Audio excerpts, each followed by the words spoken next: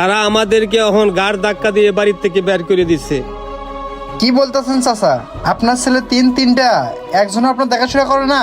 না বাবা, আমাকে কেউ দেখাশোনা করে না বাবা।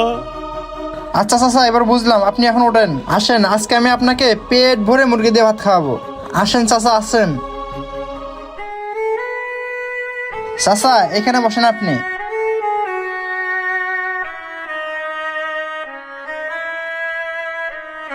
চাচা এবার বলেন, আপনি মুরগি দিয়ে খাবেন না অন্য কোনো কিছু দিয়ে খাবেন? বাবা, গত 2 বছরে মুরগির মাংস এক টুকরাও আমার অন্তরে যায় নাই, ভাগ্যে জুটে নাই। তরকারির যে দাম, আমাদের মতন গরিবের ভাগ্যে জুটে না। হ্যাঁ চাচা, আপনি ঠিকই বলেছেন।